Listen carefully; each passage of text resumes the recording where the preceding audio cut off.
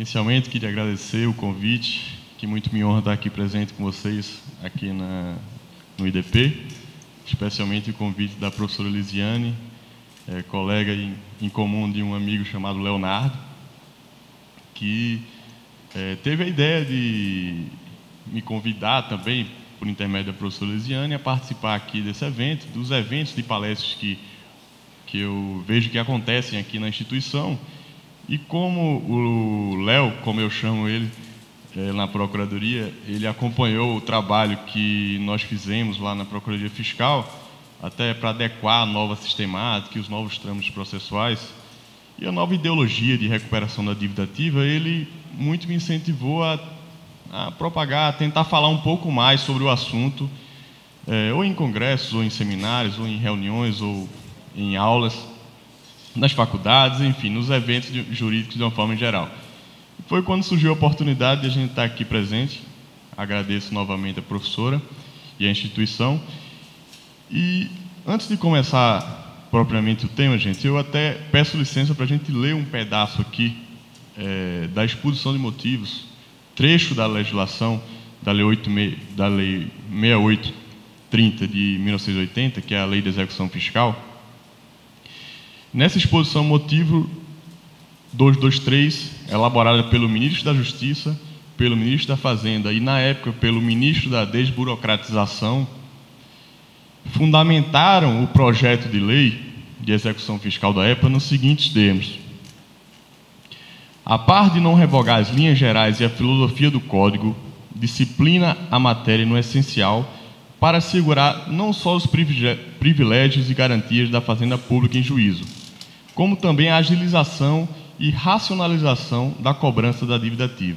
Concluindo mais à frente, a exposição do motivo conclui que é o seguinte: o anteprojeto, por outro lado, insere-se no Programa Nacional de Desburocratização, a que se refere o Decreto 83.740 de 79, uma vez que simplifica o processo da execução da dívida ativa, reduz substancialmente o número de espaços interlocutórios do juiz, liberando-o de trabalhos meramente burocráticos em favor da atividade especificamente judicante. Utiliza os modernos serviços dos Correios para a citação dos executados, cria condições para a melhor utilização do processo de dados na execução fiscal, descongestiona as vias judiciais nas duas instâncias e adota outras medidas, tudo em consonância com os princípios constitucionais que regem os direitos e garantias individuais e as funções do Poder Judiciário. Na época, década de 80, início da década de 80, esse modelo de execução fiscal parecia e era, de fato, revelava uma intenção muito boa por parte da Fazenda Pública, porque garantia privilégios, de uma forma em geral, para os procuradores atuarem e, por outro lado, tentava acelerar, agilizar a recuperação dessa dívida ativa, a recuperação da dívida das fazendas públicas. A intenção era muito boa, só que, na época, contextualizada naquele momento histórico, se adequava, sim, ao que se pretendia desvincular do Código de Processo Civil, que estipulava, de forma genérica, de forma geral, as obrigações de pagar. E a Fazenda Pública se utilizava desses dispositivos do Código de Processo Civil relativamente às obrigações de pagar. A partir desse novo modelo de execução fiscal, então, a Fazenda Pública teria um procedimento específico, tido como sumário para a execução da dívida ativa. Contextualizado esse modelo em tempos modernos, ele está totalmente fracassado, falido, obsoleto, ineficaz. E estudos revelam isso, que nós vamos trabalhar aqui e apresentar para os senhores. A norma contextualizada naquele período parecia muito boa, e foi. Aquele velho exemplo. Uma norma numa placa numa praia, onde se diz: é proibido o uso de biquíni. Na década de 30, o que é que a gente vai interpretar daquela norma? No máximo, a mulher só pode usar um maiô, ou então, devidamente trajada, sem mostrar o seu corpo. Hoje, a norma interpretada, qual seria a interpretação que a gente dava a esse contexto? É uma praia de nudismo, porque já subentende-se que todas as mulheres vão, no mínimo, no máximo, né, com um biquíni. Então, Trazendo essa norma para tempos modernos, estudos revelam que ela está totalmente ineficaz. O Poder Judiciário hoje, mais de 50% das ações que tramitam no Poder Judiciário são ações de execuções fiscais. Congestiona quase que 80% da primeira instância das varas de execução fiscais. Esse estudo contido no anteprojeto que firmou o projeto de lei que hoje está no Congresso, que é o projeto de lei 5.080 de 2009, que é o novo projeto de execução fiscal, estudos demonstram que a fase administrativa e a fase judicial compreendem algo em torno de mais de 16 anos para que a dívida seja, ao menos algumas são recuperadas. A fase administrativa, em torno de 4 anos, e uma fase judicial. A fase administrativa, como todos conhecem, ou seja, a Fazenda vai lá, autua o contribuinte, lavra o auto de infração, ele tem um prazo de impugnação. Essa impugnação vai ser apreciada no âmbito das delegacias regionais. Ele tem um prazo de recurso voluntário que vai para o Conselho de Contribuintes, hoje chamado de Conselho Administrativo de Recursos Fiscais, que é o CARF. E ainda tem os recursos internos, tem os embargos de declaração, tem os recursos que vão para recursos específicos que vão para o Conselho Especial, a Câmara Especial do Conselho. Então, estima-se que em 4 anos teríamos aí o crédito definitivamente constituído, ou seja, pelo lançamento. Até então não se fala em dívida, sequer em dívida, porque não estaria definitivamente constituído pelo lançamento o crédito tributário. E aí ele vai constituir, formalizar o que vocês já sabem, o título executivo extrajudicial, que é a CDA, a certidão de dívida ativa. Essa certidão vai instrumentalizar o quê? Instrumentalizar o ajuizamento da execução fiscal. Após o ajuizamento da execução fiscal, estima-se que o prazo para se concluir, para se extinguir essa execução fiscal, seja algo em torno de 12 anos. Nesse cenário, a pesquisa revela que o estoque da dívida ativa hoje, no Brasil, é algo em torno como 900 bilhões de reais. 600 bilhões da Receita Federal e o resto da Receita Previdenciária, que hoje é a Super-Receita, né? Formada pela Super-Receita, que hoje houve a integração dos créditos da Receita Federal do Brasil, da Receita Federal, com os créditos previdenciários, formando a Super-Receita, que hoje totaliza 900 bilhões de reais em cobrança de dívida ativa. E o retorno dessa cobrança? O estudo revela que é algo em torno de 1%. 1% do que se ajuiza do estoque da dívida é recuperado por ano. Enquanto que, na iniciativa privada, por exemplo, chega-se a índice de 60%, 70%. Então tem algo errado e a gente tem que pensar sobre isso. E aí vem os programas de parcelamento.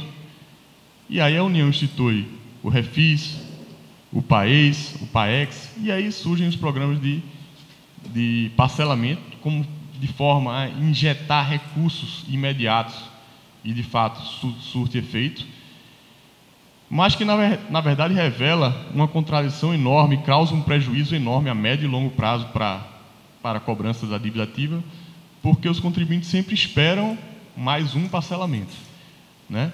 Quando o advogado chega para conversar com o cliente, muitas vezes o cliente diz, já pergunta, quando é que vai ter um novo parcelamento? Quando é que vai ter um novo PAES, um novo Refis? Ele já se programa para isso. Ou seja, ele já mentaliza, se eu sonegar aqui, daqui para frente vai ter um PAES, vai ter uma multa, vai ser reduzida, e por aí vai. Vai uma denúncia espontânea, e por aí vai. Então isso gera não só um estímulo à sonegação, como também um grave prejuízo à concorrência, né? As empresas que sabem que outras empresas estão sonegando, a tendência é que ela siga o mesmo caminho.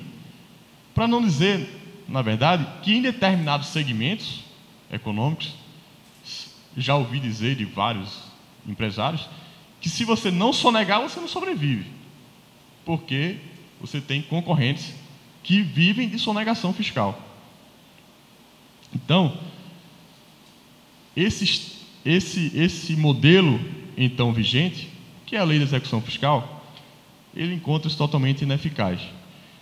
Relembrando mais ou menos como hoje funciona a execução fiscal, o modelo é simples, é rápido, é aparentemente prático, célere e muito eficaz, aparentemente. Ou seja, a formação, naquele procedimento que eu mencionei aqui, da formação do título extrajudicial, que vai desencadear a chamada certidão dívida ativa, essa CDA vai instrumentalizar a petição inicial. Na maioria dos casos, a petição inicial já é o próprio título, porque a lei da execução fiscal permite que a petição inicial seja simplificada, bastante simplificada. Então, muitas vezes, a própria CDA já é a petição inicial, que vem com a assinatura do procurador, que em tese fez o controle de legalidade sobre aquela CDA, que vai constar o valor da dívida, vai constar o objeto, fundamentação legal, os juros, a multa de ofício, a multa moratória, tudo isso tem que constar lá na certidão dívida ativa, que vai instrumentalizar a execução fiscal. Ajuizada essa execução fiscal, o juiz vai deferir a inicial, determinando a citação do executado, e no mesmo despacho. Essa citação do executado será muitas vezes encaminhada por aviso de recebimento dos Correios, e essa era a grande vantagem que a lei da execução fiscal trouxe, inovou, e o executado teria um prazo de 5 dias, ou tem, na verdade, um prazo de 5 dias, para pagar a quantia ou oferecer e indicar bens à penhora. E se ele não paga a quantia, nem oferece bens à penhora, o que acontece? Aí, em ato contínuo, sai o oficial de justiça com mandado de revelação em penhora em busca do devedor. E essa busca do devedor, ele é intimado, é penhorado o bem, caso se encontre o bem, e ele tem um prazo de 30 dias para apresentar os embargos da execução. E aí, como ação autônoma, tem os embargos de execução, a impugnação aos embargos de execução, aí julgados os embargos de execução tem os recursos, a apelação, tem um recurso específico da LEF, que é os embargos infringentes, que é determinada alçada, tem os embargos de declaração, apelação, e aí por aí vai. Os mesmos recursos do Código de Processo Civil, de uma forma em geral. Esse trâmite dura cerca de 12 anos judicialmente. Mas o que é mais interessante que um estudo recente do IPEA revelou, Instituto de Pesquisa Econômica Aplicada, esse ano, revelou que o grave problema da execução fiscal está na fase de citação, na fase de encontrar o devedor. Hoje, dura-se em média, para encontrar o devedor, quando encontra, 9 anos e 9 meses, ou seja, 3.571 dias. Nesse período, ele pode encontrar, pode não encontrar. E revela um outro grande problema, que é justamente nessa fase de citação. 46,2% dessas execuções fiscais não se encontra o devedor, não é localizado o devedor. Ou seja, quase 50% das execuções fiscais não se encontra o devedor. E aqueles que encontram o devedor, aí tem-se a penhora de algum bem do devedor. Em regra, eles sempre têm alguma coisa ali para penhorar. Mas dessa penhora, apenas 2,8% vão a leilão judicial. 2,8% seguem a leilão judicial. Mas pode ser pior. Desses 2,8%, 0,3% dos bens penhorados servem para satisfazer integralmente a dívida e liquidar a execução fiscal. 0,3%. Aí vocês podem perguntar, não, mas aí a penhora pode adjudicar para a fazenda pública. Pode adjudicar. Mesma coisa. 0,4% das adjudicações servem para satisfazer o crédito da fazenda pública. Então veja que o cenário de recuperação da dívida ativa é extremamente grave. Nesse mesmo estudo do IPEA, que é muito interessante que seja dado uma lida com mais calma, que foi inclusive encomendado, salvo engano, pelo Conselho Nacional de Justiça, ele indica os principais motivos de extinção de uma execução fiscal. E o principal motivo qual é? Prescrição e decadência. 36,8% da execução fiscal se extingue por prescrição e decadência. 25,8% por pagamento. Parece bom, né? Mas aí vejam só, cancelamento da inscrição do débito, 18,8%. Remissão, 13%. E outros casos menores com o restante do percentual. Resumo, 75% dos processos que têm baixas de execução fiscal ocorre sem o pagamento, ou por prescrição, ou por decadência, ou por remissão, ou por cancelamento da inscrição, por qualquer outro motivo que cause um vício formal que venha anular a inscrição, o auto de infração. Então, 75% das baixas ocorrem sem o pagamento. E aí vem um dado interessante para os advogados. 3,8% desses processos apresentam objeção de pré-executividade. O advogado apresenta aquela chamada exceção de pré-executividade ou objeção de pré-executividade, que é quando ele alega algum vício de ordem pública, né? Um vício formal de ordem pública que gera a anulação do auto. Mas desses 3,8% de processos em que os advogados entram com a exceção de pré-executividade, apenas 0,5%, 0,5% são julgados favoráveis. Então o advogado vai ter que estar naquele 0,5%. É quase igual que acertar na loteria, né? Desses processos que sofrem impugnação, 6,5% apresentam embargos. E desses 6,5%, 0,9% são julgados favoráveis aos contribuintes, aos devedores. Então é por isso, gente, que o processo, como foi idealizado à época, parecia muito bom, mas hoje não funciona. Pelo grau de litigiosidade, pela complexidade das normas tributárias, pela infinidade de planejamentos tributários, muitas vezes ilícitos, outras vezes lícitos. Mas o problema é que esse modelo não está funcionando. E, além disso, é extremamente custoso para o Estado brasileiro, para nós contribuintes.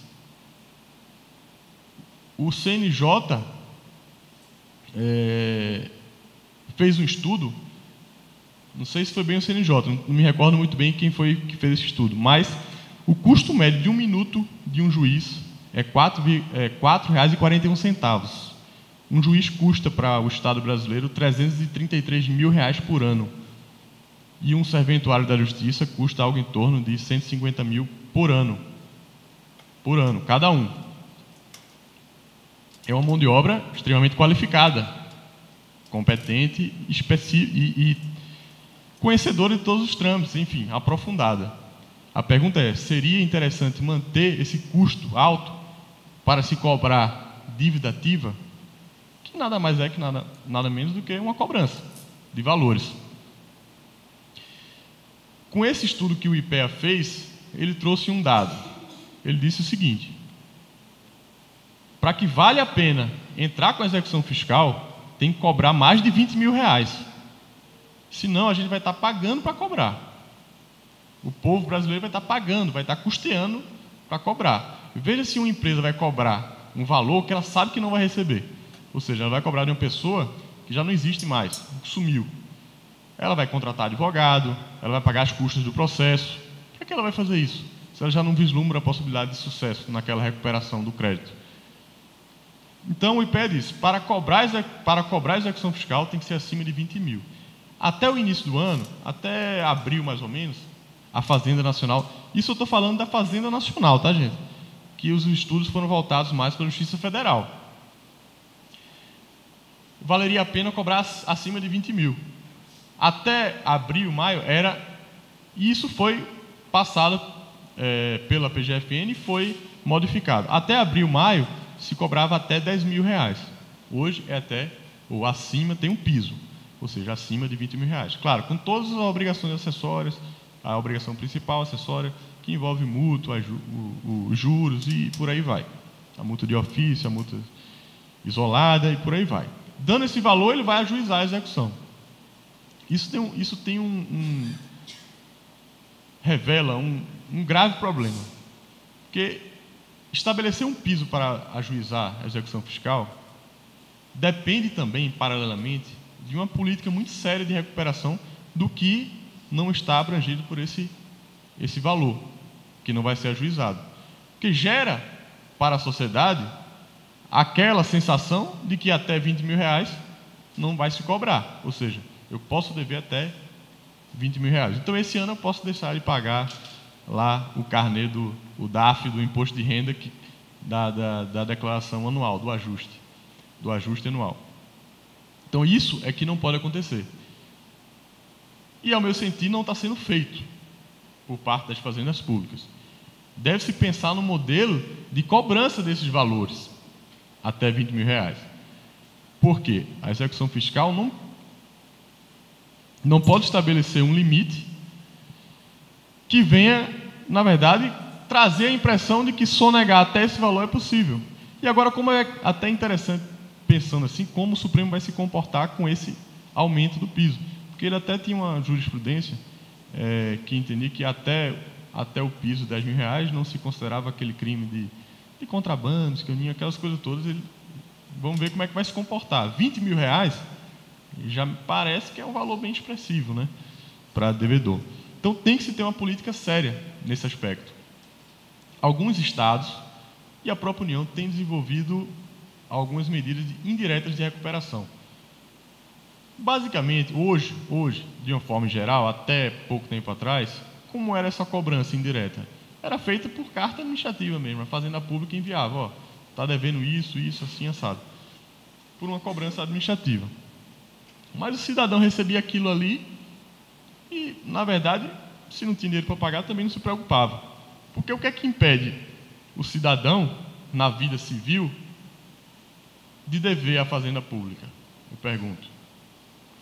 Vai ser inscrito no CADIM? Vai, mas ele vai participar de licitação? Ele vai firmar convênio? Ele vai fazer contrato com a União? Ele vai continuar indo lá na Casa Bahia, indo no Ricardo Elétrico e comprando sua geladeira, seu fogão. Não tem nada errado nisso.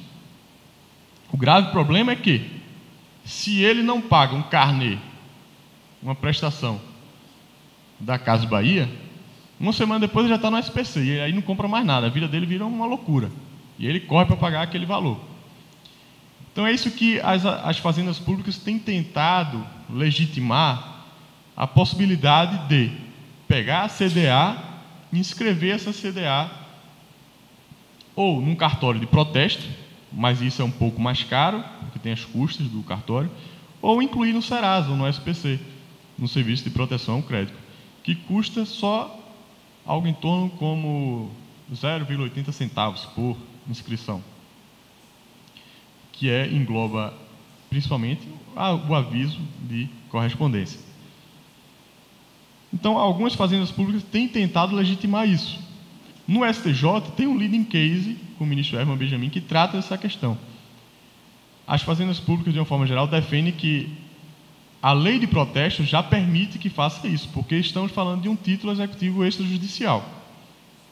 Mas, claro, vão surgir várias decisões contrárias, e tem várias decisões contrárias a esse posicionamento, e vamos ver como vai se comportar a jurisprudência. Essa é uma posição ainda não pacificada, mas é um dado revelador, que as fazendas públicas vão passar a cobrar esses valores via inscrição no SPC e no Serasa. Mas, gente, na verdade, o que mais me preocupa é que, e aí abrindo um parênteses no que a gente vem falar aqui de execução fiscal, o modelo de execução fiscal hoje, ele agrava sobremaneira a distribuição da carga tributária no Brasil. Hoje a gente sabe que a carga tributária no Brasil é pesadíssima, ninguém aguenta mais. A quantidade de tributos são algo em torno de 68, se não me engano, tributos.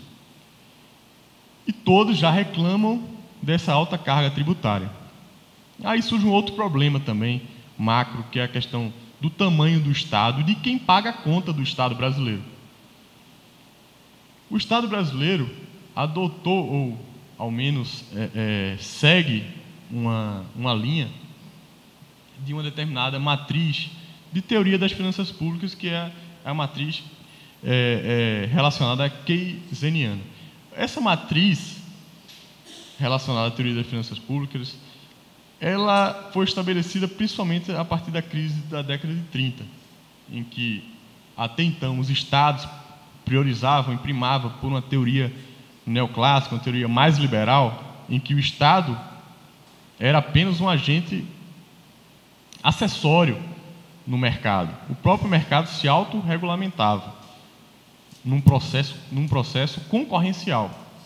O Estado estava ali só para assegurar o quê? A ordem interna e externa e a produção de poucos bens, para não dizer raríssimos bens, que o próprio mercado não conseguisse suportar ou oferecer para a sociedade. Esse era o modelo até então vigente. A partir da grave crise da década de 30, é que vários países passaram a incorporar um modelo mais assistencialista.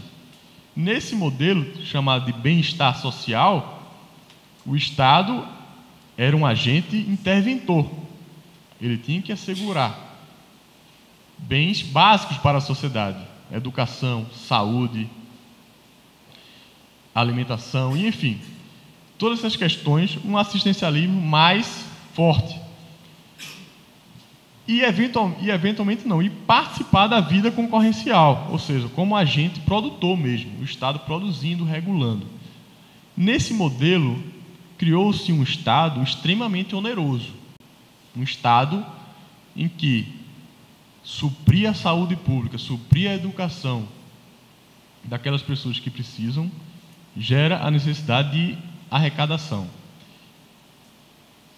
E o aumento da carga tributária no Brasil aconteceu de forma mais drástica no final da década de 90, onde teve aquela crise mundial, e o Brasil precisava mostrar para o FMI que ele tinha um superávit fiscal primário considerável. E para isso ele precisava arrecadar mais, porque até então o Brasil vivia com o que arrecadava só para pagar juros e amortizar a dívida. O Brasil era praticamente um pagador de juros e amortização de dívida. A partir daí, ele pensou no modelo de aumentar a carga tributária, refinanciar isso aí e gerar um estoque de capital para que ele pudesse deixar essa submissão ao FMI. E aí foi nessa época que surgiram aumentos consideráveis de PIS, COFINS e contribuições que iam parar onde? No bolso do cidadão, porque são tributos que são, em regra, repassados para a sociedade. Então, nesse modelo em que a carga tributária cresceu de forma substancial, o aumento também da dívida ativa foram em números cada vez mais crescentes. E nunca se preocupou, de fato, com essa recuperação da dívida. E aí onde está o grave problema. Aí eu trago um índice, até colhido aqui na época que eu estava na chefia da Procuradoria Fiscal, uma simples análise do orçamento do Distrito Federal dava para perceber que de cada R$4, R$1 era sonegado. Com que base fiz isso? Na verdade, uma metodologia simples. Nós ajuizamos, na verdade, por ano, algo em torno de 130 mil execuções fiscais, só no Distrito Federal, ou seja, só tributos distritais. Enquanto que essa cobrança em torno de 130 mil execuções fiscais representa algo em torno de 1,2 bilhões por ano de cobrança, ou seja, de impostos, tributos que não são pagos. Então, o índice de aumento de da inadimplência só veio crescendo. Esse crescimento vai abarrotando o judiciário. E abrindo mais um parênteses aqui, por exemplo, aqui no Distrito Federal, nós temos uma vara de execução fiscal, a VEF, Vara de Execução Fiscal. Lá nós temos mais de 300 mil processos. Mais de 300 mil processos. A doutora Sonira, juíza da vara, coitada, é sensacional, inteligentíssima, competentíssima e está desenvolvendo um trabalho maravilhoso lá. Mas, com essa sistemática, já não tem mais como suportar. O judiciário não suporta mais esse modelo. E é por isso que vem se adotando medidas indiretas ou medidas que venham suprir essa falta, ou esse aumento da arrecadação, essa diminuição da arrecadação tributária. Por exemplo, aqui no caso do DF, o ano passado, foram desenvolvidos pelo Tribunal de Justiça, em cooperação com a Procuradoria e com a Fazenda Distrital, alguns mutirões. Nesses mutirões, chamava-se o devedor para a execução fiscal. Ele, às vezes, nem sabia que estava devendo ao Estado. E, em audiência, explicava para ele a importância, um trabalho de formiguinha mesmo. Agora, esse trabalho de mutirão de uma semana representou a arrecadação de todo o ano passado. Ou seja, falta também, às vezes, uma política de educação tributária, de repassar para os contribuintes a importância da contribuição. E me parece que o Estado deixa de fazer isso, muito por não acreditar no modelo da execução fiscal, que recupera índices muito inexpressivos. Melhor aumentar um imposto aqui, aumentar um tributo ali, cobrar mais aqui, ali, porque aí ele vai conseguir captar mais arrecadação. Mas aí onde está o problema? Porque ele vai aumentando essa dívida ativa, e essa dívida ativa, na verdade, agrava ainda mais a distribuição da carga tributária brasileira. Vocês conhecem muito bem o princípio da capacidade contributiva. Está lá na Constituição, parágrafo 1º, artigo 145. Sempre que possível, os impostos terão caráter pessoal e serão graduados segundo a capacidade econômica. Lá fala, sempre que possível. Mas parece que a interpretação que se dá é que, se der, a gente coloca a capacidade contributiva, mas se não der, não coloca. Mas o que a Constituição quis trazer, ou seja, sempre que aquele tributo ele comportar uma progressividade, ele tem que ter progressividade, porque ele vai expressar o quê? A capacidade contributiva. E o Brasil parece que esqueceu esse princípio. Isso também revela, isso também tem relação muito forte com o que a gente vai estar comentando aqui, que é o aumento da dívida ativa. Por quê? A carga brasileira hoje, a carga tributária brasileira hoje, mais ou quase 50% aproximadamente, é composta por uma tributação indireta, diferentemente dos países da OCDE, da Europa de uma forma geral, onde a tributação ela concentra mais no patrimônio e na renda. O Brasil tem uma concentração maior na tributação indireta, ou seja, tributação sobre o consumo de bens e de serviços. E quem paga isso? Quem paga isso são os contribuintes. Por quê? Os tributos indiretos, de uma forma geral, são repassados aos contribuintes de fato, né? Uma pesquisa de orçamento familiar feita pelo IBGE, ela disse que aquelas famílias que ganham 2 salários mínimos comprometem 46% de sua renda com tributos indiretos. Na maioria, até porque ela é isenta em relação aos tributos diretos, em regra. Então, ela compromete 46% de sua renda com tributos, que pode ter certeza, são todos indiretos. Enquanto que uma família que ganha mais de 30 salários mínimos compromete apenas 16% de sua renda familiar. Isso é o que a gente chama, na teoria tributária, todo mundo sabe, de regressividade. Parece muito claro. Aqui esse exemplo demonstra isso. O que é a progressividade? Quem ganha mais contribui. Não de forma proporcional, contribui mais mesmo. Com alíquotas maiores, com faixas maiores, ele vai ter que suportar de forma mais grave esse ônus. Mas aqui, a relação é inversa. Quanto mais ele ganha, menos ele paga. Ou seja, é a chamada regressividade. Isso aconteceu de vários fatores, em vários tributos no Brasil, e é o que vem acontecendo, e isso é alarmante. O imposto de renda ficou congelado às faixas de 96 a 2000. Nessa época, em 95, a faixa de isenção equivalia, na época, a 10,5 salários mínimos. 10,5 salários mínimos. Hoje, a faixa de isenção equivale a 3,9 salários mínimos. Na década de 80, o imposto de renda ele tinha 13 faixas de incidência. E com alíquotas que ia de zero, ou seja, isenção, até 60%. Aí também já é um contrassenso, porque a gente tem que tomar cuidado para não onerar demais aqueles que também mais produzem. Tem que encontrar um equilíbrio. Mas, na verdade, que hoje nós temos 5 faixas. Então, a tendência cada vez mais foi o quê? Retirar a progressividade do sistema. Isso fez com que, isso faz com que cada vez mais quem sustente o Estado brasileiro são os trabalhadores, são os assalariados, de uma forma geral.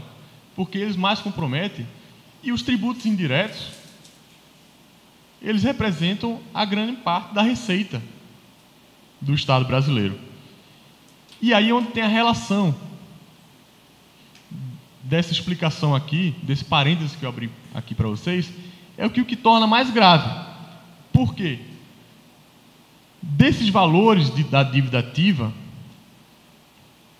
83,2% dessas execuções fiscais são contra pessoas jurídicas, ou seja, aqueles que deveriam estar pagando. Então, o que é mais grave? A carga tributária brasileira, ela já é equivocada, ela já sufoca a sociedade brasileira, e da sonegação que existe, 83,2% é de pessoa jurídica. Ou seja, o modelo de execução fiscal favorece ainda mais o equívoco da distribuição da carga brasileira, da carga tributária brasileira. Então, nesse cenário, é que tem um grave problema moral que deve ser repensado. Não só a recuperação da dívida ativa passa por um efeito não só financeiro. A gente não precisa arrecadar pela recuperação da dívida ativa, mas deve ter um caráter educativo, um caráter moral. Ou seja, a gente tem que pagar, a gente tem que contribuir como um dever de colaboração do contribuinte com a sociedade. Nesse modelo atual, a sensação que dá é que se pagar, nada vai acontecer. Você vê as empresas que pagam, coisa e tal. Aqui no DF, empresários que andam de Ferrari e que devem milhões, com os artifícios criados para de sua defesa num processo contencioso, num processo, enfim. Qual é a sensação que dá? Que o modelo está falido. E aí temos que repensar num modelo novo, um modelo que possa efetivamente, ao menos na recuperação da dívida, minimizar essa distribuição da carga tributária brasileira. Aqueles que deveriam mais estar pagando é os que menos estão pagando. Ou seja, quem sustenta é o povo, é a sociedade. E aí é onde vem o novo projeto de lei, as perspectivas da nova execução fiscal. O novo projeto de lei, que é um projeto de lei sob o número 5.080 de 2009, ele foi apresentado e foi coordenado pelo Conselho da Justiça Federal, mas foi uma coordenação que envolveu a participação da AJUF, Associação dos Juízes Federais, a participação da PGFN. E esse projeto de lei, ele tem também alguns objetivos principais que, na verdade, eram os mesmos que foram trazidos pela LEF, pela Lei de Execução Fiscal, que hoje ainda está em vigor, a 6830, de 80. Aumentar a arrecadação, melhorar a eficiência e os trâmites processuais, e racionalizar essa operatividade da cobrança da dívida ativa. Então, esse modelo ele tem basicamente 3 regras básicas, e é onde entra na ideia de novas perspectivas da execução fiscal no Brasil. Esse modelo ele diz o seguinte: primeira regra básica do projeto da nova execução fiscal: só vai se cobrar de quem realmente tem condições de pagar. E aí serve para a pessoa física, para a pessoa jurídica, porque o Estado não pode mais estar cobrando, gastando dinheiro para cobrar um crédito que não vai receber. Essa, na verdade, é a regra principal. A segunda regra é a criação, o projeto de lei vai criar um Sistema Nacional de Informação Patrimonial do Contribuinte. Ou seja, agora vai haver uma concentração de informações no Ministério da Fazenda, em que lá nós vamos ter todos os dados do contribuinte, ou seja, a vida do contribuinte, concentrado num único banco de dados, ou seja, cartórios, todos vão estar interligados nesse banco de dados, cartório, DETRAN, esses órgãos de averbação, de registro de patrimônio vão estar interligados a esse Sistema Nacional de Informação Patrimonial do Contribuinte, que é um ponto que a gente vai tratar um pouquinho mais na frente. E o terceiro ponto, terceira regra básica, é que todo crédito prescrito, o procurador, ou seja, a Fazenda Pública, o órgão, deve cancelar de ofício aquele crédito. Não continuar insistindo com aquela cobrança, que é custosa. Que muitas vezes, na prática, o procurador, quem está atuando no caso, tem o maior receio de cancelar. Por quê? Ele imagina, será que está certo mesmo esse cancelamento? Cancela ou não cancela? Porque ele, embora ele veja a prescrição ali, mas ele nunca quer que a bomba exploda no seu colo, né? Vai que esse negócio dá errado lá na frente e não estava prescrito. Mas ele tem que arcar com o ônus de ter a responsabilidade de, verificando no caso concreto a prescrição, ele tem que declarar de ofício a prescrição. Hoje, a LEF já admite isso, mas na prática pouco se faz. E com o projeto de lei, haverá uma ênfase maior nessa exigência de que o procurador cancele aquela cobrança que eventualmente esteja viciada por uma prescrição, por uma decadência. Tá? Então, no novo modelo, como é que vai ser? Vou tentar resumir aqui para que a gente possa entender. A Receita Federal vai lá, lavrou o auto de infração, ou seja, constituiu definitivamente o crédito tributário. Encaminha aquele PA, aquele procedimento administrativo, para a Procuradoria, no caso, a Procuradoria da Fazenda Nacional. Os estados poderão adotar esse modelo até que eles também implementem os modelos locais.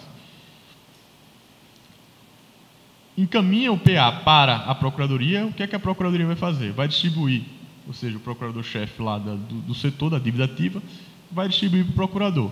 O procurador, inicialmente, o que é que ele vai fazer? O controle de legalidade, verificar se constam todas as exigências, os requisitos de valor, da multa, todos os requisitos constantes que fazem-se necessários numa CDA. Verificados, feito o controle de legalidade, ele determinará a notificação do contribuinte. Ao mesmo tempo, ele já vai no Sistema Nacional de Informação Patrimonial do Contribuinte e verifica se ele tem bens.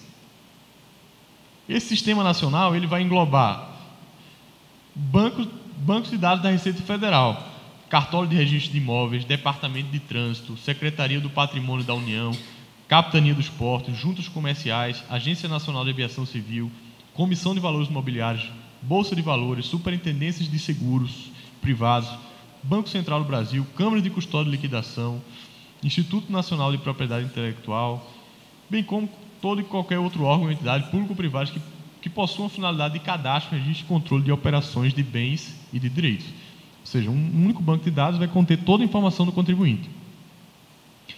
Hoje como é que se opera isso? Hoje é na idade da pedra. Hoje o procurador lá manda um ofício para determinado setor, na dúvida ele manda para todos, né? Porque ele diz, não, vou mandar para todo mundo, que aí eu recebo a informação. Então ele vai mandar para o cartório, vai mandar para o Detran, vai mandar, enfim, várias entidades públicas ou privadas que detêm esse banco de dados. Ele manda para todo mundo. Então, até tem um caso de um procurador da Fazenda, ele contando, um colega contando, que ele depois percebeu que ele mandou um ofício para a Agência Nacional de Aviação Civil, a ANAC, para a Capitania dos Portos, ou seja, se aquele devedor tinha um avião, uma aeronave, se ele tinha uma embarcação, sendo que aquele auto de infração detectava que aquele devedor tinha sido pego com 3 sacolas de contrabando cruzando a fronteira, né? Ou seja, veja o desperdício de tempo. Levava-se ofício para um lado, para o outro, sem ter uma informação, uma tecnologia de informação voltada para um processo menos custoso e mais eficiente. Então, nesse panorama, voltando ao fluxograma aqui do novo projeto, então o procurador, antes de entrar com a execução fiscal, prestem bem atenção, antes de entrar com a execução fiscal, ele vai notificar o contribuinte para ele pagar. E, ao mesmo tempo, já vai acessar lá o Sistema Nacional de Informação do Patrimônio do Contribuinte. Aí ele já vê um bem lá do contribuinte. Ou descobre uma conta corrente, que ele tem valores. Ele já faz uma constrição preparatória. Ele já diz o seguinte, ele já visualiza ali e já determina para o SNI, o Sistema Nacional de Informação de Patrimônio do Contribuinte, que aquele bem ali já está futuramente reservado para uma execução fiscal. Ou seja, ele faz uma constrição preparatória e já averba no órgão competente. Já vai averbar no órgão competente aquela indisponibilidade do bem. E aí tem vários problemas que a gente daqui a pouco vai falar, mas o fato é que ele já visualiza. Se ele já visualiza o bem, ele já entra com a execução fiscal. Mas, além disso, ele precisa saber se aquele devedor vai ser localizado. Porque lembre que o pior problema da execução fiscal hoje é encontrar o devedor. E muitas vezes não é encontrado. E o processo dura anos e anos e anos e não dá em nada. Então ele precisa saber se aquele devedor vai ser localizado. Então ele também vai notificar. Se aquela notificação voltou perfeita, foi localizado e tem bens, aí ele vai ajuizar a execução fiscal. Porque, ou seja, ele já visualiza que aquela execução fiscal tem futuro. Por quê? Já vai ser localizado o devedor e, além disso, vai ter bens para satisfação da dívida. Ele ajuiza. Agora, por outro lado, se o devedor é notificado, mas não paga e também o procurador não encontra no Sistema Nacional de Informação do Patrimônio do Contribuinte algum bem, o que é que ele vai fazer? Ele arquiva o processo, coloca lá no escaninho dele por 1 ano. Depois de 1 ano, ele pesquisa novamente no Sistema Nacional de Informação. Não encontrou bens, ele vai determinar o arquivamento provisório. Ou seja, naquele prazo de 5 anos.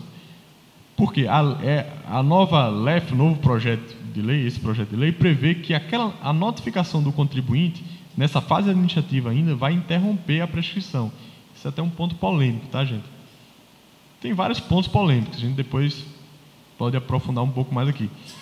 Mas, depois de 5 anos daquela notificação, fez a nova pesquisa no sistema. Não localizou bens, cancela de ofício aquela dívida ativa. Eu não vou ajuizar, pode ser 1 milhão, pode ser 2 milhões, pode ser 3 milhões. Eu não vou ajuizar se eu não consigo vislumbrar a possibilidade de êxito naquela demanda. Então ele vai e extingue, ou na verdade cancela aquela inscrição, dá baixa naquele processo. Em alguns casos, o devedor ele é localizado, mas ele não tem, a empresa é localizada, mas não tem bens. Mas aí já se vislumbra o quê? A penhora do faturamento da empresa, né? Um modelo já aceito pela jurisprudência hoje. Mas limitado e com determinados requisitos, mas se aceita. Hoje se aceita até 30%, né? Mas muitas vezes esse valor, esse percentual até reduzido, né? Que uma empresa que tem 30% de penhora do seu faturamento, realmente, em determinados casos, pode ser a decretação de uma falência da empresa. Então, muitos juízes têm liberado, reduzido essa quantia. E hoje, ele pode já preparar, antes de executar, ele vai preparar a execução fiscal já com a possibilidade de constrição sobre a penhora do faturamento. Ele vai ajuizar a execução fiscal. Então, notem o seguinte: a execução fiscal não vai deixar de existir. Muito se falou e tentou implementar no Brasil, até por uma corrente idealizada, como acontece na Espanha, como acontece em Portugal, como acontece nos Estados Unidos, como acontece em vários países da Europa, e aqui na América Latina com a Argentina e alguns outros. A execução fiscal é toda administrativa. O procurador, o órgão fazendário é quem é responsável pela execução fiscal administrativa. Não, o judiciário não faz parte do modelo de execução. Aqui no Brasil, essa possibilidade foi muito criticada, foi muito debatida e não se avançou nessa possibilidade de um modelo de execução fiscal no Brasil. Bom, os motivos a gente não sabe muito bem, não sabe assim, aprofundar muito.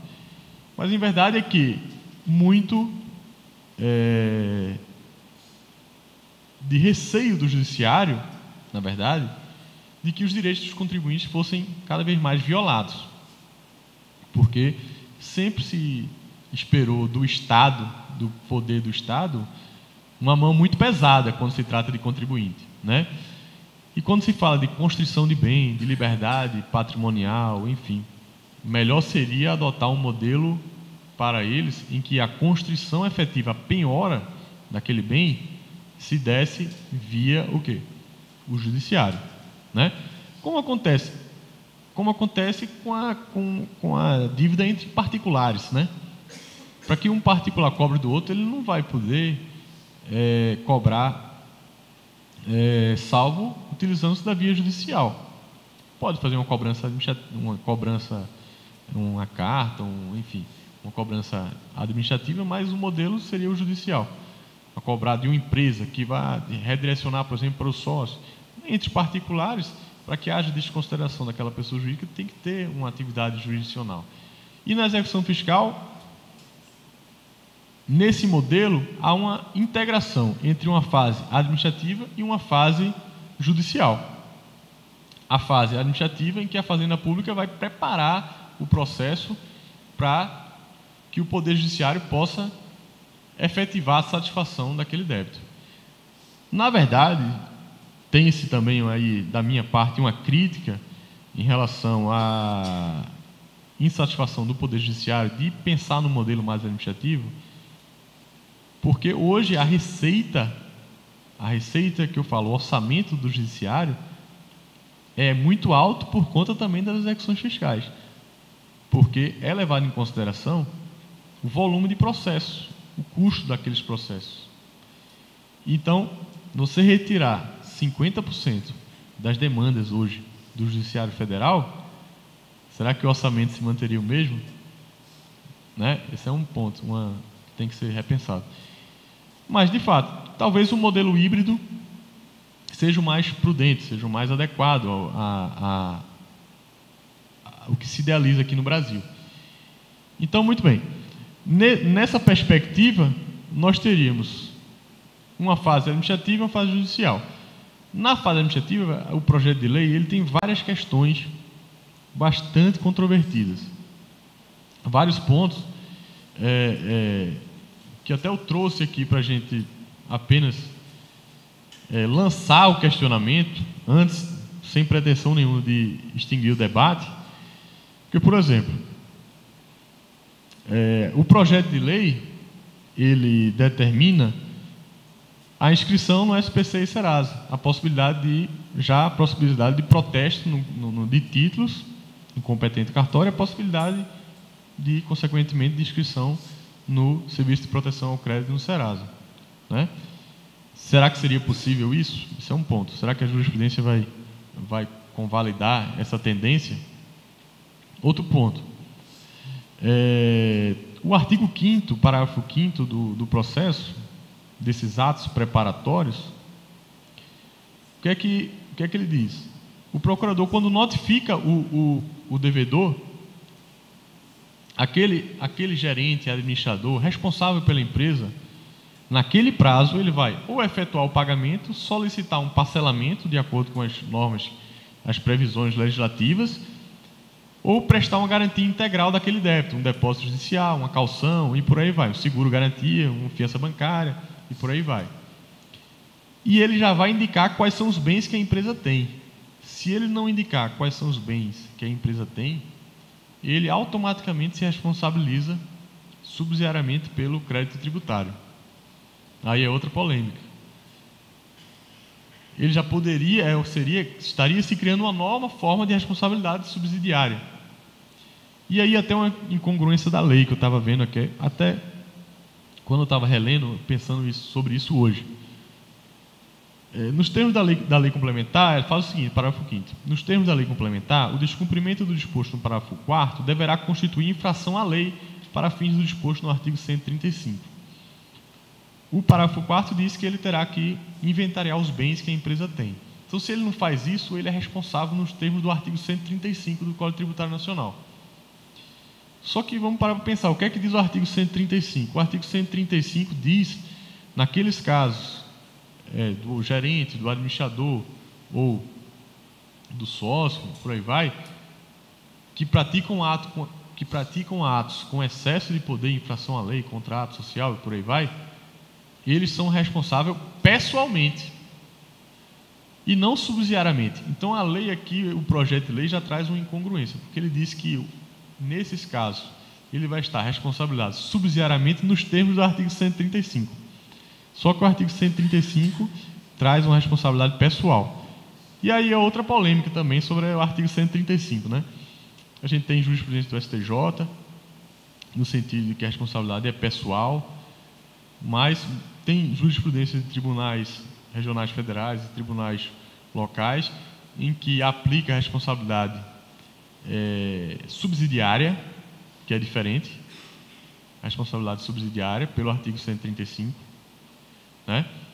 Então é um tema ainda bastante polêmico, não temos ainda uma definição precisa sobre essa questão de responsabilidade, e melhor será debater esse dispositivo antes da aprovação dele. Um outro ponto bastante polêmico é a interrupção da prescrição pela notificação do devedor. O projeto de lei diz o seguinte: naquele momento ainda administrativo, quando o procurador notifica o devedor, interrompe a prescrição. Para quê? Para ajuizamento, né? Porque a partir da constituição definitiva do crédito, já começou a contar o quê? O prazo prescricional, não é isso? Só que a Receita ou a Fazenda constituiu definitivamente o crédito e mandou para a Procuradoria. A Procuradoria, nesse momento, vai notificar o contribuinte para ele pagar. Essa notificação, segundo o projeto de lei 5.080 de 2009, ela já interrompe a prescrição para o juizamento da execução fiscal, ou seja, teria mais do que 5 anos para o juizamento. Isso é um ponto extremamente polêmico, porque muitos de vocês conhecem o grande problema que o judiciário brasileiro enfrentou em relação à interrupção da prescrição. O CTN falava uma coisa, a lei de execução falava outra, né? A lei de execução fiscal determinava que o despacho, né, de recebimento inicial, determinava a citação, interrompia a prescrição. E o Código Tributário Nacional, né, determinava que a citação válida do contribuinte, né, ocorreria a interrupção da prescrição. E aí houve uma pá de cal no assunto quando o STJ entendeu que apenas lei complementar poderia tratar de prescrição. E aí, muito em discussão, porque teve a lei complementar 118 de 2005, que alterou o Código Tributário, para dizer que a interrupção se dava com o despacho. Então, muitas execuções fiscais foram para o ralo, e aí, com razão, por um vício legislativo, porque estabelecia que a prescrição, interrupção, só aconteceria com o despacho, e na verdade era com a citação. Então hoje já nem se recorre mais disso. Pegou o processo, não tem mais se verifica aqueles processos antigos, antes de 2005, de julho de 2005, que eles eram, na verdade, o despacho, ou melhor dizendo, a citação ocorreu depois da lei complementar, ou antes, se contava a partir da citação pessoal. Enfim, então aqui já vai criar uma nova fórmula de interrupção da prescrição. E aí, poderia a lei, a nova LEF, determinar isso? É uma lei ordinária, né? Vai gerar outra polêmica em relação a isso. E o principal problema, gente, é a questão da constituição preparatória. A gente vai estar delegando à Fazenda Pública a possibilidade de uma prévia penhora, né? Uma constituição preparatória de bens. Seria possível a Fazenda Pública realizar essa constituição? Poderia sim fazer? Esse é um ponto. Porque com essa nova LEF vai se criar um novo cargo no Ministério da Fazenda, que seriam os oficiais da Fazenda Pública, que fariam às vezes o oficial de justiça. Ele iria lá no devedor e efetivava a verbação ou a constituição preparatória daquele bem. Esse é um ponto também bastante polêmico, porque estaria delegando, entre aspas, para a Fazenda Pública esse poder. E o principal, talvez um dos pontos mais polêmicos, é a questão da verificação no sistema, no SNIPC, Sistema Nacional de Informação de Patrimônio do Contribuinte, pelo órgão fazendário, porque ele já vai verificar tudo, toda a vida do contribuinte, conta bancária, patrimônio, bens, automóveis e por aí vai, imóveis. Ele já visualiza isso na tela e aí ele já faz uma verbação junto ao órgão competente, uma verbação dessa constituição. Não seria uma quebra de sigilo? Aí é outro ponto extremamente polêmico. Com certeza quem vai decidir é o Supremo, né? Como muito dos assuntos jurídicos são decididos, né, pelo Supremo. Então, são vários pontos, gente. A lei é bem mais extensa do que a LEF então vigente, porque ela traz várias inovações, né? Várias inovações. Mas o que a gente realmente tem que repensar, claro que tem os problemas técnicos, os problemas que eu aqui citei, levantei, na verdade, porque não quis, nesse curto espaço de tempo, aprofundar no assunto e debater, mas sinta-se à vontade para tecer qualquer comentário ou perguntar sobre a questão. Mas o que é mais grave nisso tudo, repito, é que a permanência desse sistema aumenta a desigualdade fiscal. Por quê? No atual sistema de distribuição da carga tributária brasileira, além da incidência direta dos tributos estarem sendo feitos, essa incidência está sendo feita nos contribuintes indiretos, na sociedade brasileira, acontece que a execução fiscal, que engloba mais de 80% pessoas jurídicas, ou seja, empresas, não consegue atingir o seu objetivo, que é a satisfação do crédito tributário. Então, temos um passivo enorme que agrava cada vez mais a desigualdade social. Quem está pagando o pato é a sociedade, é o povo brasileiro, né? E precisamos repensar um modelo de recuperação da dívida, não como mais arrecadação para o Estado, mas, de fato, um modelo que a recuperação da dívida ela se dê muito mais com efeito moral, com efeito educativo, para que a sociedade brasileira como um todo, empresas, possam contribuir com esse dever de colaboração do Estado. Tem um idealista francês, ele era economista, chama Jean-Baptiste Say, ou sei como abrasileirando o seu nome, muito fortemente influenciado pelos ideais iluministas da Revolução Francesa. Ele dizia o seguinte, que o imposto é um fardo, mas para que ele pese o menos possível, é preciso que seja carregado por todos. Então a gente precisa pensar no modelo que todos, de fato, contribuam para a distribuição e a carga tributária brasileira. Obrigado.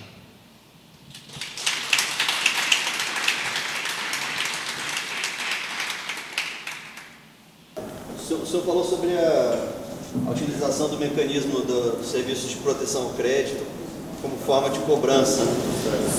Bem, eu percebo que em alguns casos, aí eu estou falando de cobrança de créditos não fiscais, né, a inscrição no SPC tem uma eficácia para a cobrança a partir do momento que aquilo ali representa uma coação para o devedor, né?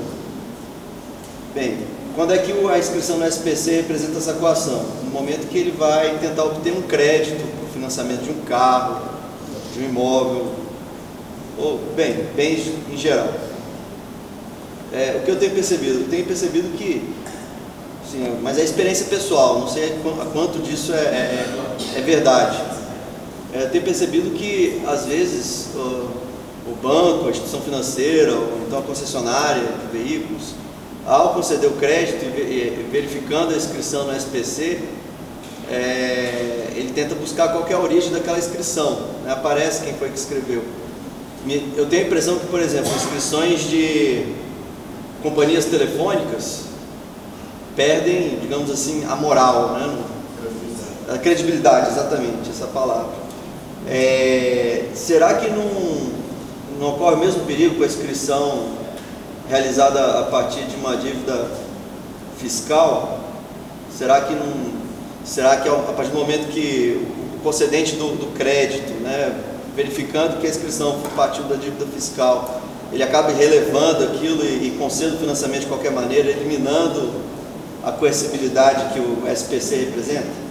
Eu concordo, seu posicionamento está perfeito. De fato, hoje, digamos assim, a promiscuidade com que se coloca um cidadão no SPC, Serasa, a depender de quem colocou e da credibilidade daquele setores principalmente altamente criticados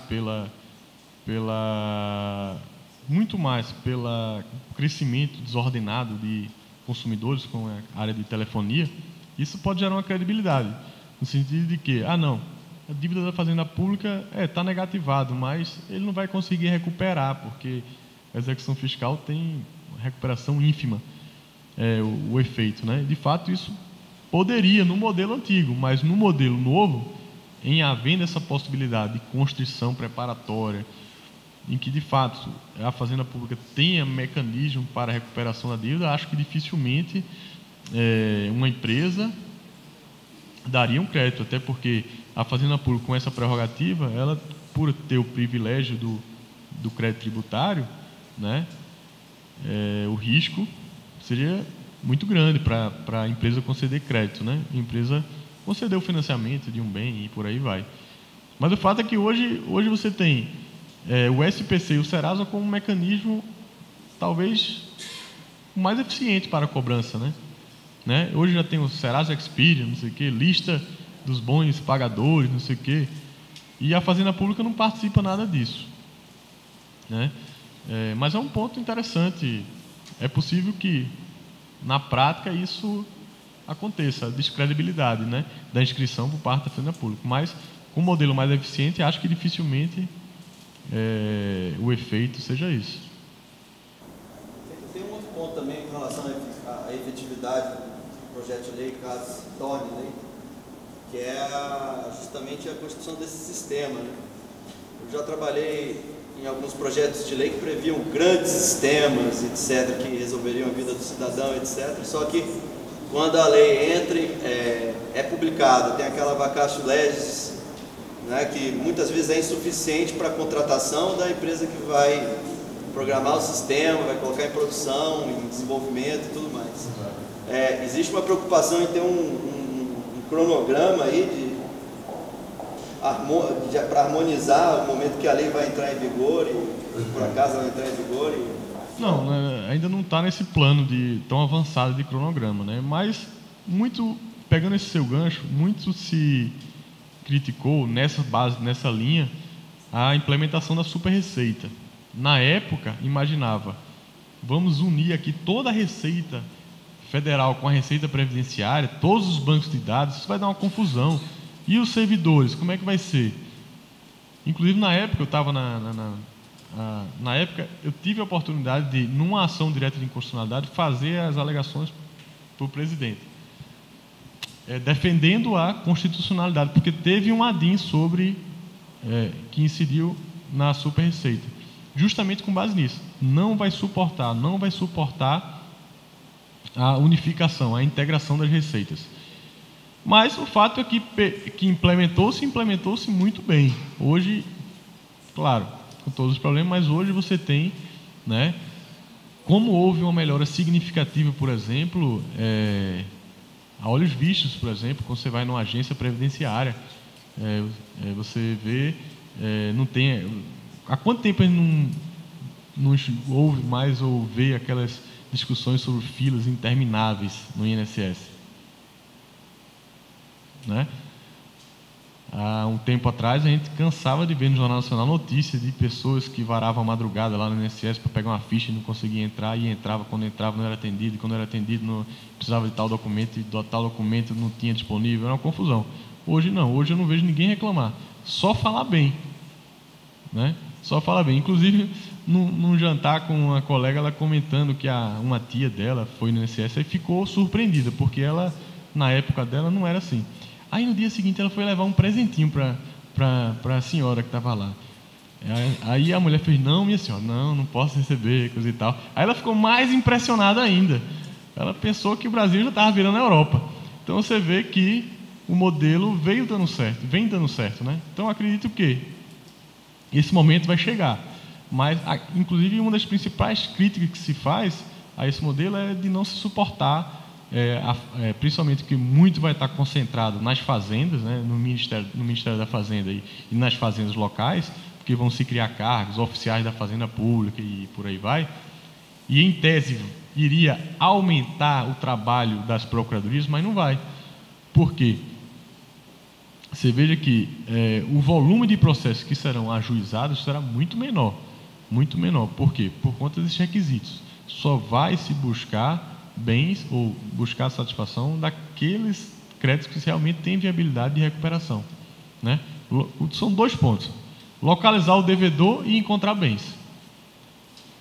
Tendo isso, a possibilidade de satisfação da dívida é bem mais alta, né?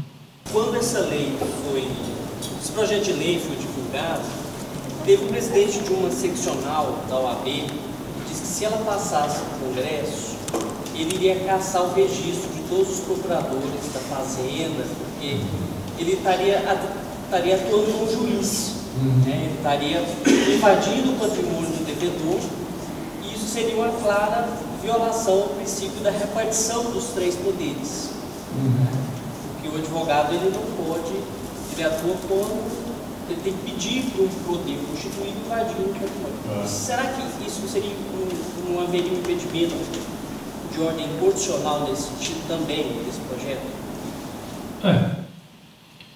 Tem esse argumento, né, que esses atos de constrição, essa constrição preparatória, que seria basicamente uma penhora, seria atribuição exclusiva do Poder Judiciário. Então, certamente, esse ponto vai ser atacado via uma ação direta de inconstitucionalidade. E aí caberá ao Supremo definir a questão. Eu acredito... eu sou da corrente de que a execução fiscal deveria ser até mais administrativa. Para mim, a gente teria que repassar basicamente todo para a administração pública, ressalvando a possibilidade do contribuinte entrar com recursos, ou, no caso, um mandato de segurança, uma ação cautelar, em algumas irregularidades. Você veja, o contencioso fiscal hoje, no âmbito federal, que é o mais conhecido, o contencioso fiscal, que vai nas delegacias regionais até o CARF, ele é muito bem aceito pela sociedade, que eu falo pelos advogados, porque a sociedade nem conhece, né? Mas aqueles que se valem da prerrogativa de impugnar administrativamente sabem que um pouco menos da metade dos autos de infração são anulados, ou seja, mais de 40% são anulados, ou seja, a defesa é acolhida do contribuinte. é um sistema paritário, em que a própria administração pública comporta o quê? Conselheiros e pessoas da iniciativa privada e servidores, trazendo aí um contrapeso, né? Para que aquela decisão não seja tão exclusiva do poder Estado, né? Como o Estado juiz ali, da administração pública. Então, melhor seria, de repente, pensar num modelo em que a execução fiscal tivesse embutida no contencioso fiscal, no contencioso administrativo fiscal, com participação da sociedade, dos segmentos dos empresários, da sociedade e do próprio Estado, né? Porque utilizar a máquina judiciária para a cobrança da dívida é muito alta. E aí a gente tem que parar para pensar se vale a pena. É um custo muito alto. O orçamento do judiciário é muito alto. E usar 50% do judiciário para cobrar dívida é um ponto que a sociedade tem que pensar. Por quê? Melhor seria que o judiciário se dedicasse às causas realmente, né? Você vê as causas criminais de alta complexidade, ações de improbidade, corrupção. Então, ações que demandam uma complexidade muito mais alta, né? E o que acontecia com a execução fiscal há um tempo atrás? Não tanto tempo atrás. As execuções fiscais ficavam nas prateleiras, os juízes não davam seguimento. Os procuradores também não iam muito lá pegar, porque, na verdade, era meio que aquilo ali era tão fracassado que os processos eram distribuídos quando o procurador ia lá e pegava um lote, e levava e tentava colocar para frente. Então, nunca de fato, se preocupou com a recuperação da dívida ativa. E isso tem um problema muito grave para a sociedade brasileira. Uma bola de neve, né? E até como efeito, como eu falei aqui, um efeito moral, educativo. Se você não pune aquele que descumpre uma norma, né, certamente ele parará de contribuir e vai contagiar aqueles que estão ao seu redor, né? Porque nada aconteceu com ele. Então, de fato, o Brasil está progredindo para esse modelo híbrido, né? Ou de integração. Mas vários países só adotam a execução fiscal administrativa, né? Vários. Então, mas certamente isso vai ser discutido. Mas que não é ruim, né? Porque de fato a gente vai trazer ao debate, né, questões importantes. Mas a gente tem que repensar. As medidas garantistas dos contribuintes também têm que ser ponderadas com as medidas para a recuperação da dívida ativa. A questão também dá mais privilégio para a lei, porque tem muito privilégio processual, de prazo, de tudo. Não é isso. Tem que se criar um modelo efetivo, né? E que se cobre uma efetividade dessas pessoas responsáveis por isso, né? Professor, quando a Fazenda não respeita o processo administrativo, já constitui a CDA, já vai diretamente no judiciário para cobrar essa CDA. Nesse modelo que você está querendo enfatizar aí, não seria um temerário? A Fazenda ficar só na esfera administrativa, quando o próprio o fisco não respeita o processo administrativo. Diretamente a constitui a CDA e essa CDA vai cobrar no judiciário. Eu vejo isso direto.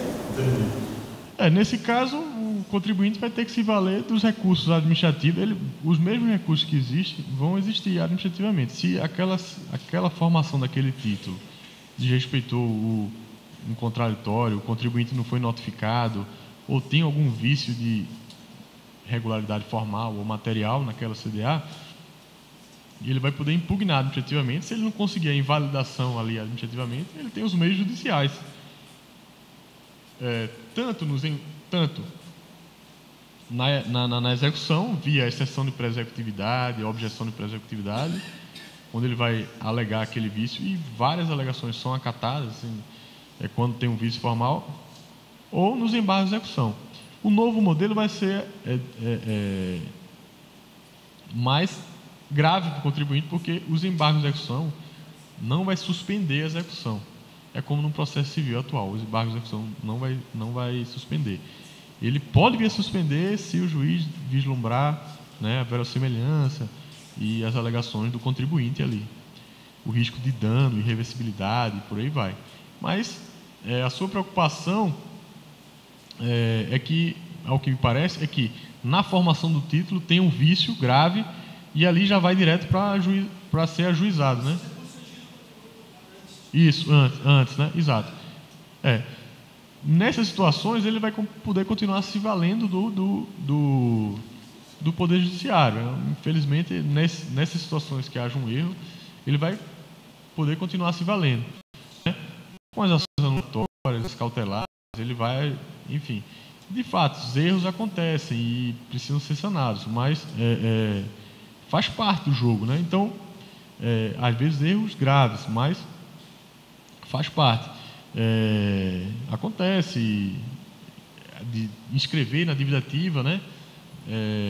Um devedor que na verdade já não era mais o devedor e por aí vai. Até engraçado, nesse período que eu fiquei com o procurador-chefe, acontecia muito isso. Ligavam, descobriam meu celular e ligavam de noite, de tarde, final de semana. Até esse final de semana ligaram. Eu estava viajando, aí e já ligam bravo, né? Alô, é o Eduardo que está falando? O que você está cobrando de mim aqui? Estou vendo seu nome aqui. Ele acessava o Tribunal de Justiça, o site, aí já aparecia o meu nome, né? Porque todas as execuções fiscais saíam no meu nome, porque era digitalizada. Então, eu ajuizava mais de 10 mil execuções fiscais no meu nome por mês. Então, a turma pegava aquilo ali e já via o meu nome, descobria o meu celular, descobria o meu telefone e ligava. E aí, tomava satisfação. O que você está cobrando, coisa e tal? Estou devendo o quê? Aí eu disse, não, veja só, que tal, isso aqui provavelmente pode ser um IPVA, não sei o que, o senhor tem que se dirigir ao núcleo de atendimento do contribuinte, ou chamar na secretaria para descobrir o que é. Eu não, aí, mas você quer me dizer o que é? Não, aí eu disse, não, eu não sei, são várias ações. Tinha várias situações engraçadas, mas esse ainda é melhor, porque essa a parte dos executados que tinham o menor poder aquisitivo. Aqueles que tinham o maior poder aquisitivo já atacavam o mandato de segurança nas costas. Então, informações de mandato de segurança e não sei o quê. Então, aquele que não tinha um poder aquisitivo me ligava cobrando. Engraçado, foi uma vez que começou esse negócio de Facebook, não sei o que, me cadastrei no Facebook. Aí começou a surgir mensagem em relação às execuções fiscais. Eu quero pagar, como é que faz? Aí eu comecei a chegar, você procuradoria, mas aí começou a surgir, aí eu comecei a curtir. Eu fiquei uma vez, né? Curti a mensagem, mas não estava ficando atendendo todo mundo. Mas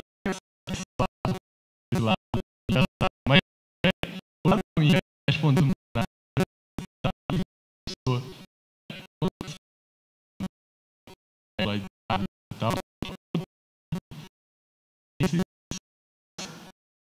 né?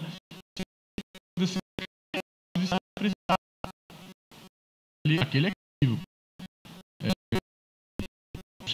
Né? Mas